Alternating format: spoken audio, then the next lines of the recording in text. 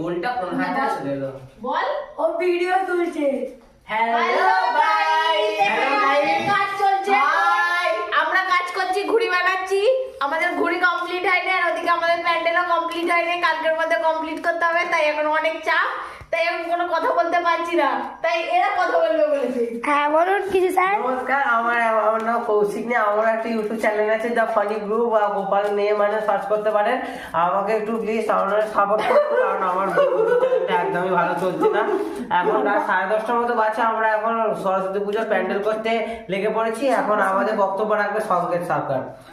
Hello, আমার নাম সংকেত, নিকনেম রাজ। কেমন আছো সবাই? আমরা সবাই চলে এসেছি সরস্বতী পূজার প্যান্ডেল করতে।